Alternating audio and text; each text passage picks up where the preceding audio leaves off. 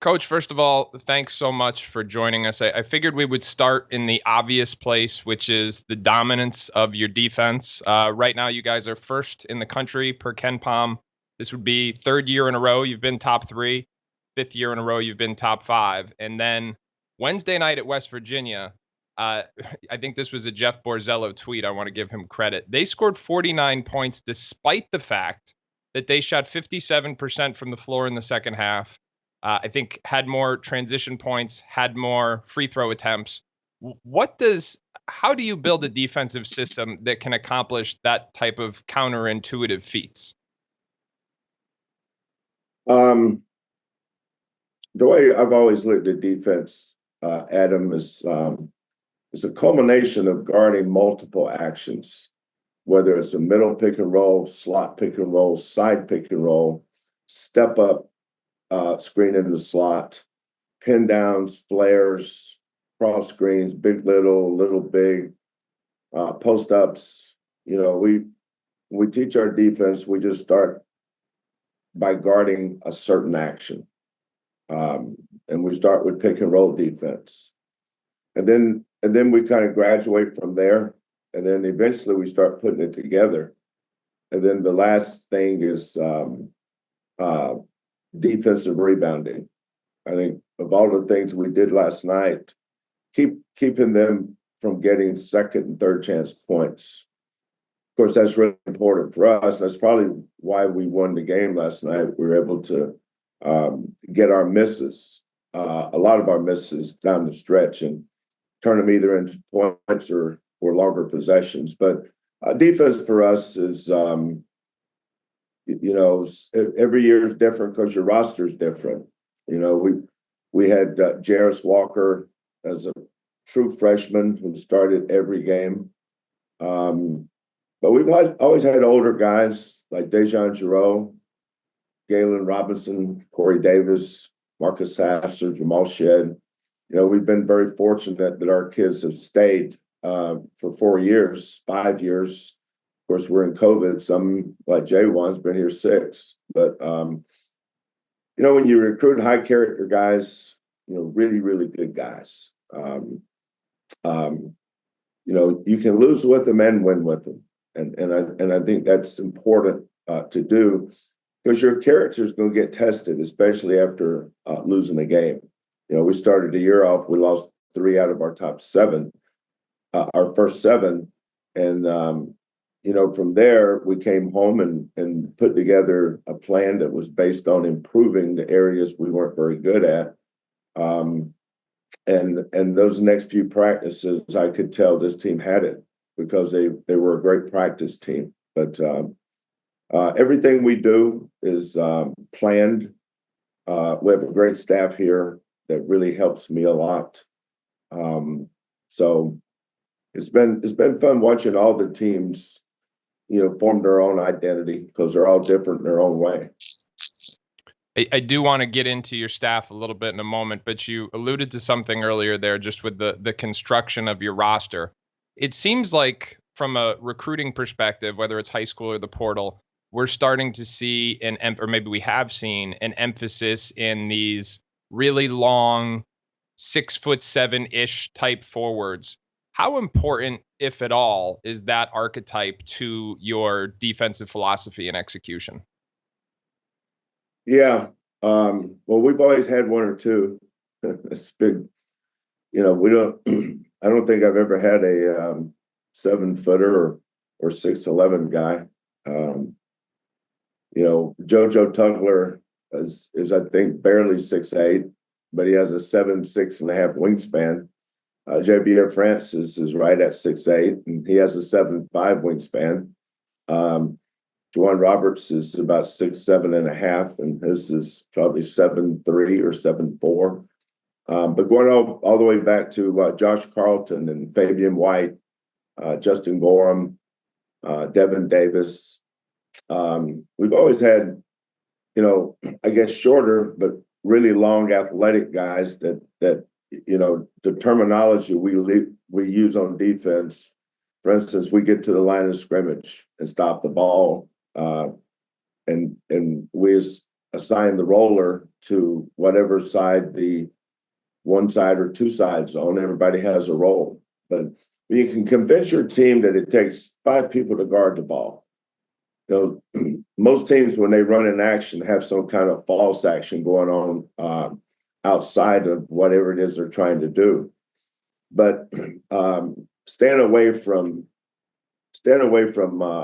the false motion or the wasted motion and guarding the ball and being in the right spot when the screen is set allows you to do your work one way, because if you're late, you're having to do two-way work. And I'm throwing a bunch of terminology out that our kids all understand, but it's hard work, Adam. It's not easy being good at anything. That's why I admire coaches that teams play at a high level in whatever area, because it takes a lot of work to get them there. Coach, one thing that I'm always really intrigued with is when teams can defy statistical norms. Your program has talked about a lot for forcing turnovers, for the rebounding, but you've also been, for each of the last several years, a really good 3-point defense in terms of forcing teams to shoot a low percentage. Now, there's a lot of people who are much smarter than me who say that 3-point defense is about limiting attempts. You guys actually tend to give up more attempts than most elite 3-point shooting defenses. So I'm just wondering how you balance that out and kind of defy that statistical norm.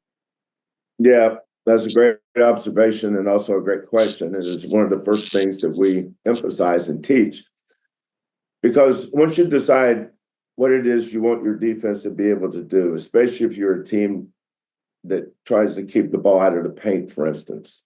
If you don't keep the ball out of the paint and you're willing to sell your soul to do that, then you're also going to give something up. So what is it you're trying to take away, and what are you willing to give up? And it's not that we're willing to give up a 3. We're willing to give up a highly, highly effort-based contested shot. Quentin Grimes was really good at that. We used to run a drill where we put our guys in the middle of the paint, then we throw the ball to the corner, and they had to go try to block the shot. And as they did it over and over, I didn't allow the shooter to shot fake. We just worked on just how close can we come to getting a finger on that shot. And if we fail at doing that, what we've succeeded in doing is having an unbelievably contested shot. And analytics will show you that the teams that shoot the lowest percentage of 3 are against the teams that contest the shots the best. I remember watching UConn and Purdue last year in the championship game, and the way that Danny had guys like Cam Spencer or Steph Castle would help on Edie. And because Purdue's so well coached, they were kicking the ball out to their shooters, and their closeouts of how much distance can they cover while the ball's in flight to the shooter, who has to catch it, load it, cock it, and shoot it. How close can you come to contesting that shot? So something as benign maybe as that is really, really important to our defense. And one follow-up here, total basketball nerd question on my part. Do you specify like whether they fly by? Are you emphasizing the verticality of the contest, or how is that closeout taught other than covering that ground and trying to block the shot? Yeah, it depends on the level of shooters. Like, I'll use Texas Tech, for instance, because we're getting ready to play them. They have an extremely well put together roster that's full of 3-point shooters. And the way they get to their shooters is they play a lot off short rolls, and then they kick them out. And so against Texas Tech, because they're all great shooters, you've got to cover ground. Sometimes you can't worry about a manufactured closeout, where you're closing out, chopping your steps, high hands. That's, we can't follow the book on that. Being able to contest a shot, hit the ground, and then get back into play is, you may get shot faked into a long two. I can live with that. Or you may get shot faked into a slide step three that you have to come back and contest from the side. But all these things are effort-based, and effort is ground in attitude. And, we're constantly teaching our kids that the two things you can control in your life is your attitude and your effort. And that's a perfect way to measure it, is I can tell all about your attitude and your effort based on how important you think it is to get out there and contest that three.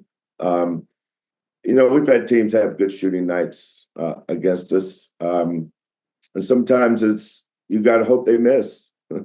You're not gonna stop them all.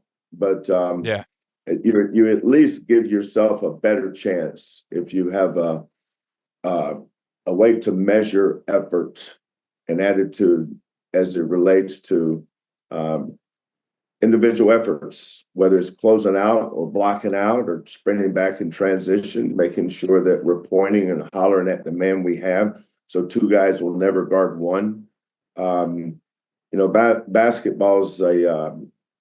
Basketball game is really a game of eliminating mistakes, whereas a lot of people think it's a game of great plays. It's not a game of great plays. It's a game of eliminating mistakes.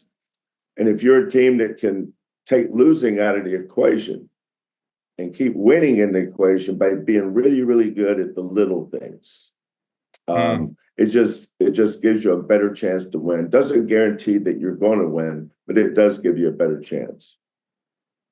Want to turn the page a little bit and ask you about your offense. I know everybody talks about your defense, but offensively, you've been one of the top 25 teams in the country for, I believe, 6 straight seasons. It seems like there's a lot of coaches who spend a lot of time on the X's and O's and things like that, but your program has been more contrarian, maybe, by emphasizing more unscripted points, if you will, like the fast break, the second chance points, points off turnovers. I'm wondering, how does a coach instill that into his team beyond just the sheer effort? You're asking me questions that are really at the root of our success. When you play against a really good defense, usually your plays don't work so good. But you've got to have something that you can use to help you get baskets. And we put a lot of emphasis on shot attempts on goal.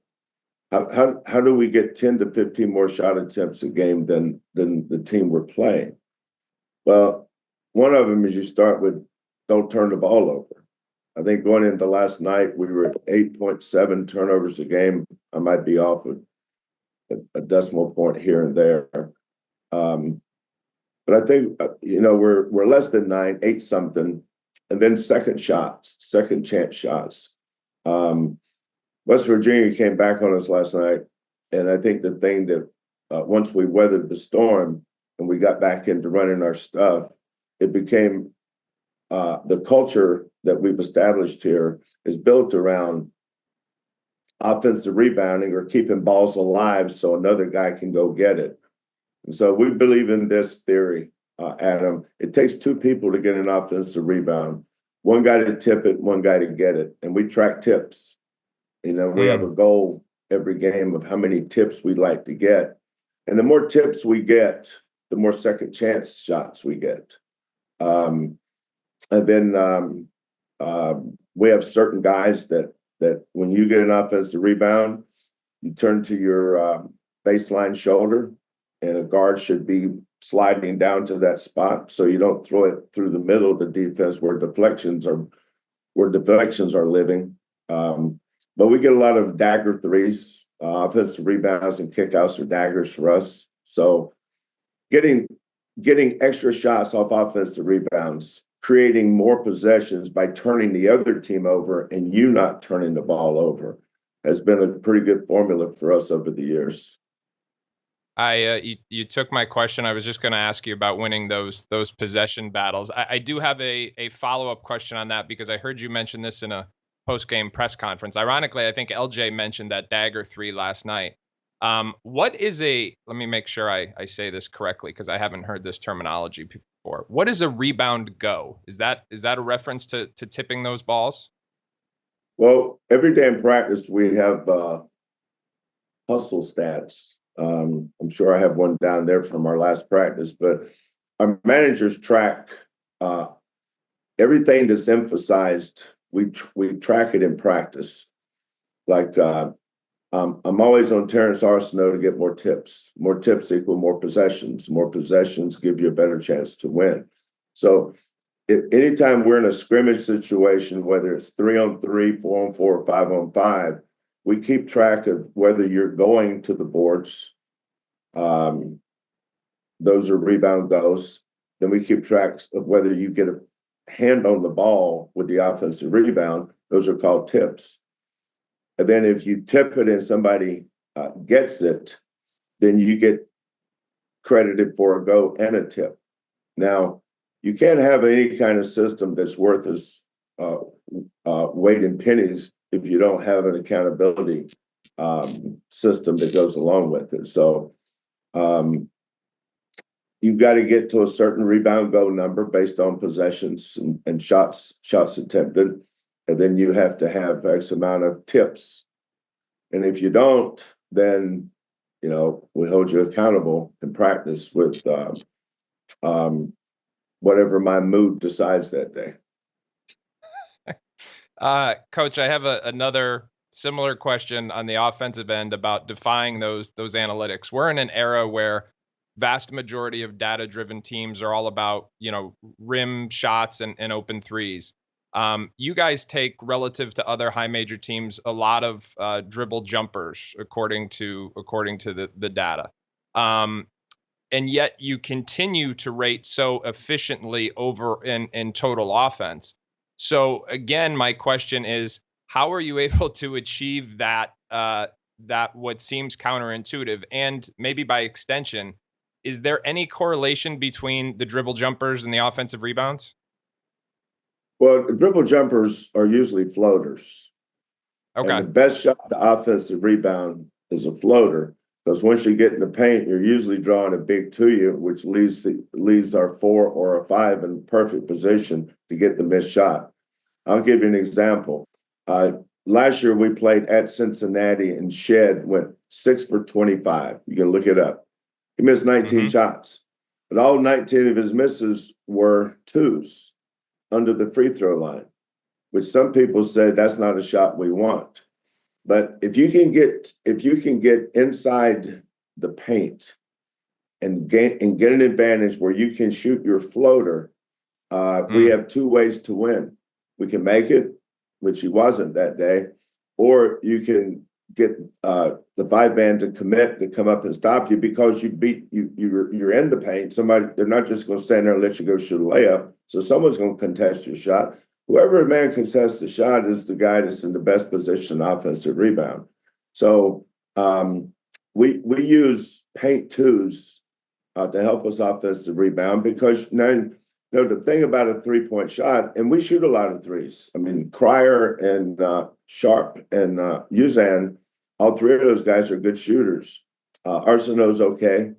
And when they're there, we shoot them. I mean, we try to shoot as many threes, but we don't always get open at the 3-point line. That's why we shoot so many threes off missed, dagger threes off offensive rebounds, missed shots. But shooting those twos in the paint gives us another way to win. We're bringing winning in the equation, because we have a chance to make it, then we have a chance to go tip it.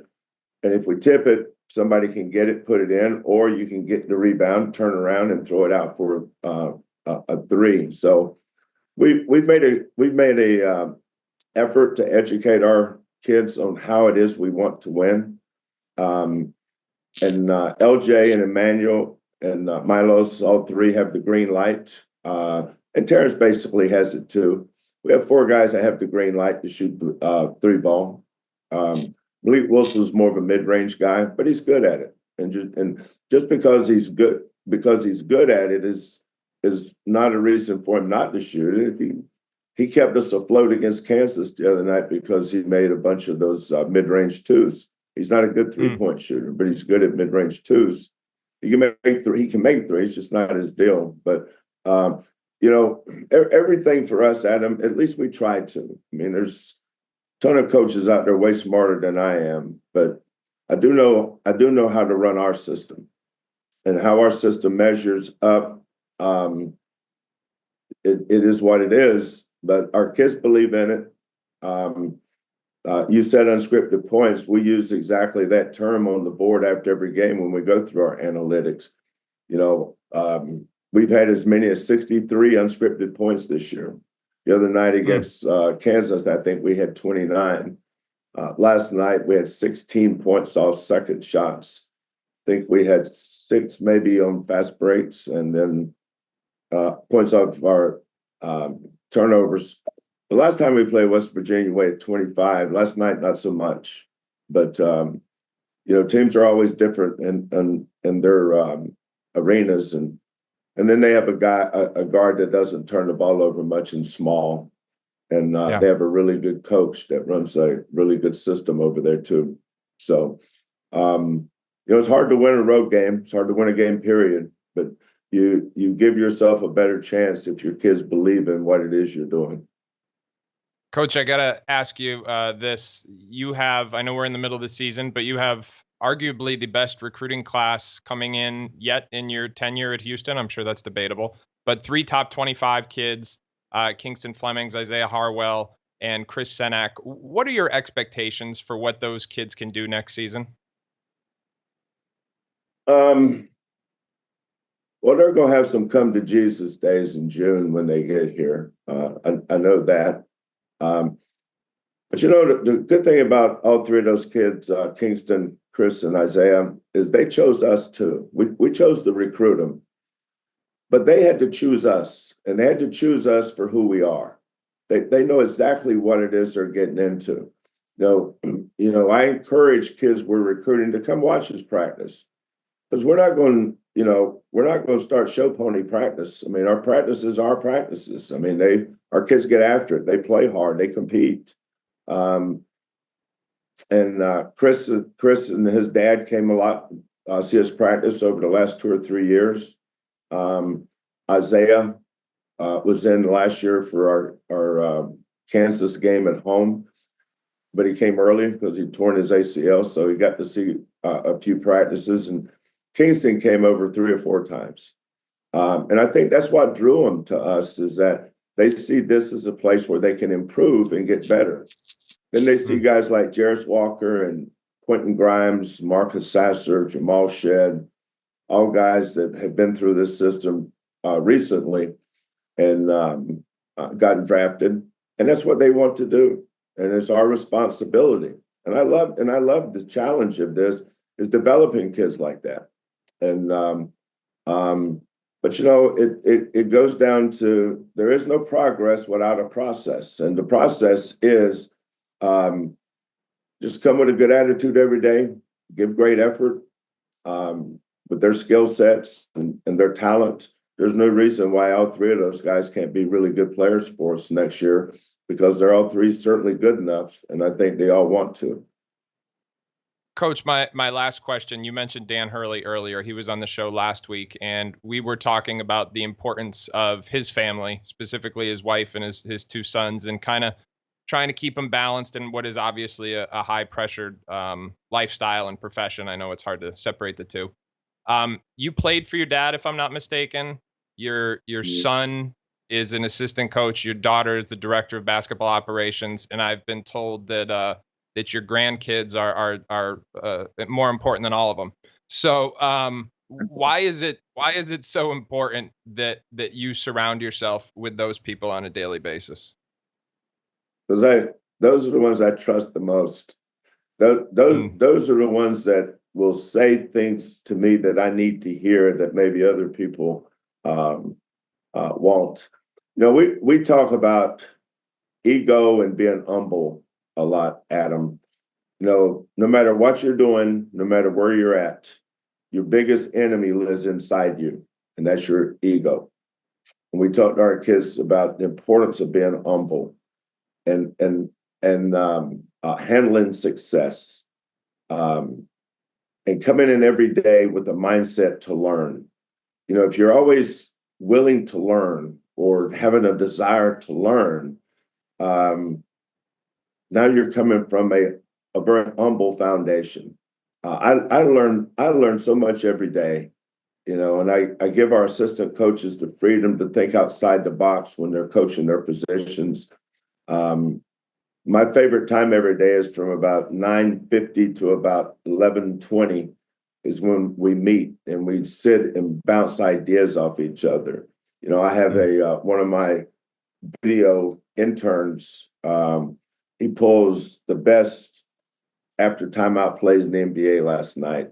Late game, sideline out of bounds, late games, baseline out of bounds. And we sit here and look at it and say, that's something that can work for us. How do we use that where it can help us? But at this stage of my career,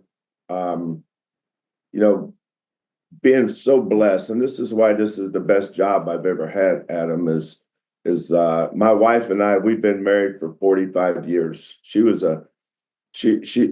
my high school sweetheart. We took history class together from my father. I was his point guard. Kelvin played for me at Oklahoma. Lauren is a typical coach's child, coach's daughter. She has an unbelievable feel for marketing, promotions. There's no way I could replace her if she moved on. But I'm lucky that my kids are really good at what they do. And I think the success we've had has mirrored that. And then the other assistant coaches are all former players or former managers. So we're very much a family-based program. It's not that I don't like to hire from outside. I just rather, the loyalty thing's important to me, is giving our managers a chance to one day move up. Like our video coordinators, a former manager. We have two administrative assistant, two positions. Both of them are former managers. My internal operations guy was my director of basketball operations at Washington State. Lauren does all of our external operations. She's my daughter. So when you walk in here, if you see somebody walking around, just know that they either played for me or was one of my managers or one of my children. And that's the way I like it. Coach, this has been awesome. I'm sure your fans are gonna love this, and I know there are gonna be a variety of coaches who are gonna watch this and learn from it. So thank you for your time, for sharing with us, and we really appreciate it. And best of luck the rest of the way here. Okay, Adam. Thanks for having me on, and good luck to you guys. Thanks, Coach.